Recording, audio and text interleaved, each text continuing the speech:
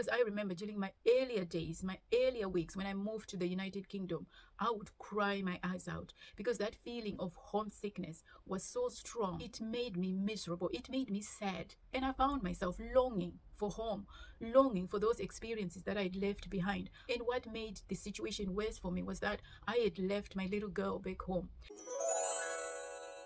Hi everyone, welcome back to my channel, a place where we talk all things resilience and personal growth, because for you, it is no longer just about surviving, it's about thriving, it's about building a legacy for yourself.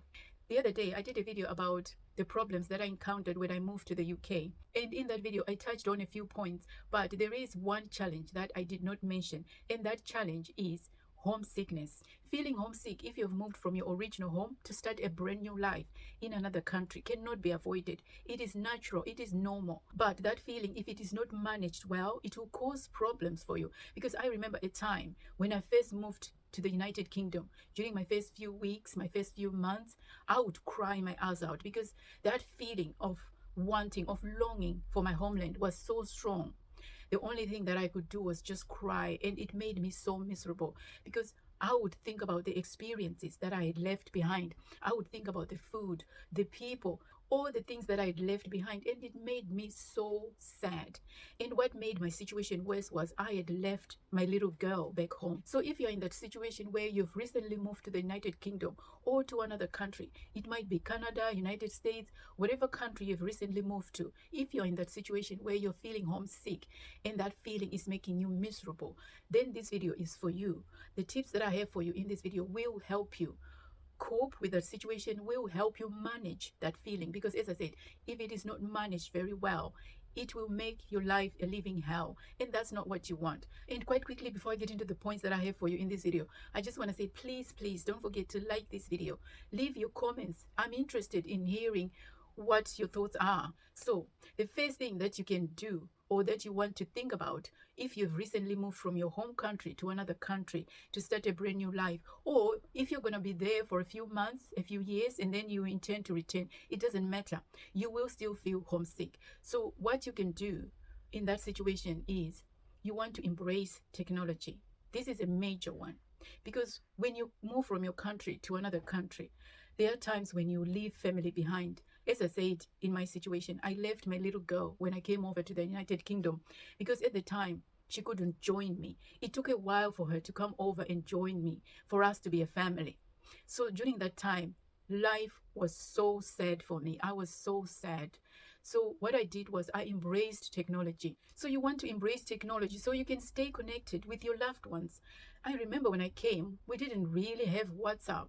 Or I didn't have WhatsApp. It may have been around back then, but I didn't have it. So what I had was I used to buy international phone cards. So these cards were like going for £5, £10. So I would buy these phone cards. So when you buy the phone card, I mean, it no longer applies because, things have moved on. I don't know if there's people who still use phone cards, but I no longer use phone cards. So I would use these phone cards to make phone calls back home, because for me, it was the cheapest option at the time. But now with WhatsApp, you can make calls on WhatsApp. You can make video calls on WhatsApp. And as long as you've got the internet, you're fine. It's free. And of course, we've got Facebook. It's called Meta now. We've got that. And we've got Twitter as well. I mean, you can send messages on Twitter. You can send messages on various platforms. So you just need to decide which one is suitable for you. But WhatsApp for me is the best one because it's cheap, it's affordable. All you have to do is download an app on your phone. As long as you've got a smartphone, you're good. And you can FaceTime each other as well. And you can use Instagram as well. I believe they've got the video call option as well. So honestly, there are a lot of options out there. So embrace technology. That's point number one, if you want to help yourself when it comes to you feeling homesick. My second advice is you want to build a strong support network. You want to connect with fellow foreigners or other expats who come from your own country, because as you gather together, you share memories and you reminisce about the good old days and you have a good laugh. And during these gatherings, you can also cook your favorite dishes from your home country, and that's another thing as well. Food is a major one, because I also mentioned it in my other video about I found it difficult to get used to the food. So if food is a challenge, if it is making you feel homesick, if you miss that sadza, in my home country, our staple food is sadza. If you miss sadza and you don't know where to find it, then as you go to these gatherings, they'll be able to tell you where the shops that sell these types of foods are, and you'll be able as well to cook these foods for one another and to share your food. And as you share, you share your stories from your childhood, from the good old days, and it helps to relieve stress and anxiety. And also because you've got something in common, you'll be able to share your problems and give each other pointers as to how you can navigate these problems. And in my case, of course, I cook food from my country in my own home, but as well at church we have potluck. So this is when people from different countries bring their own food and we gather together and we eat that food during lunchtime after church. And it's a nice feeling because you get to forget all the other problems as you focus on the food, as you focus on sharing stories with one another. And also it gives you a sense of being connected, a sense of belonging. So you need that if you're feeling homesick. So find out where other people gather and go there and socialize with those people. And as an expansion of building a strong support network, you don't have to go to where the foreigners and your fellow expats meet only. This is where you need to embrace the local culture. And this is important. If you're going to assimilate into that culture, if you've got hopes of getting rid of that feeling of homesickness, then you want to embrace the local culture. This is crucial because this is your home now. So what you need to do is you want to find ways to assimilate into that culture, to make it your home, because of course that's your home now. That's where you live now. So how do you go about assimilating into the culture? Of course, you take an interest, develop that curiosity, a positive kind of curiosity. Ask questions, learn as much as you can about the local traditions, about the customs, and you may be surprised that you may find the local culture and customs and traditions fascinating. You may actually like what you find out. So develop that curiosity and immerse yourself in that culture by participating, by becoming one of the locals, wherever you find yourself in. If you're a foreigner, you've come from your homeland, you need to have the right attitude. Develop a healthy curiosity of that culture and learn as much as you can, because it is through that process of learning, through that process of asking questions, by getting involved, that you develop an appreciation of that culture, that you develop a better understanding of that culture. And also, as you ask questions, as you get involved, you get an opportunity to teach the locals about your culture. And it is through that interaction that you develop that stronger bond, that you develop that relationship, and that you bridge the gap between those two cultures. That's how strong communities are formed.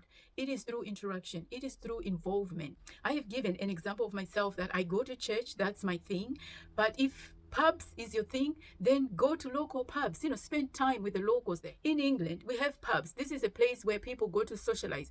It's not a place where people just go to have a little drink and get drunk or whatever. No, people go to pubs to socialize, to watch football, to play darts or whatever it is. So go to pubs if that's your thing. Visit local theaters, go to social groups. So find out what is available in your area. Whatever your thing is, then immerse yourself in that. And before you know it, you would have made yourself some friends, you would have built some relationships, and you soon stop feeling miserable because of that feeling of homesickness. So these are some of the things that you can do. And my last suggestion, and I love this suggestion, is to do with hobbies.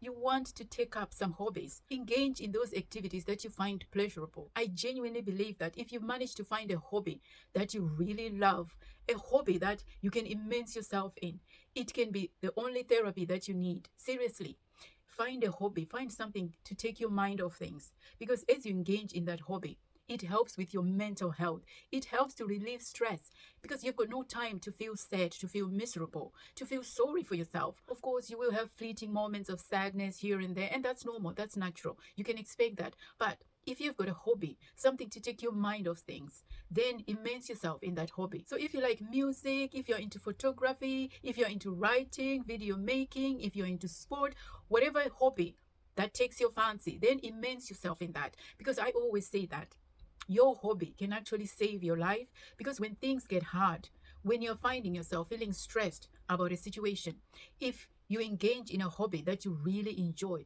that can help take your mind off things, and that helps maintain your sanity. And that's why I believe in engaging in hobbies. It can literally save your life. So if you're in that situation where you're feeling homesick and that feeling is making you miserable to the point that you can't function, it is my hope that the points that I've given you in this video will be of some use to you. And of course, there are many other things that you can do to combat that feeling of homesickness. But these are the things that have helped me personally. And quite quickly, before I go, I just want to say, don't forget to give this video a thumbs up. Also, feel free to leave a comment. Share your experiences with us. I would love to hear your experiences of homesickness. And also give us some of the things that have helped you as well to combat that feeling of homesickness. So until next time, take care.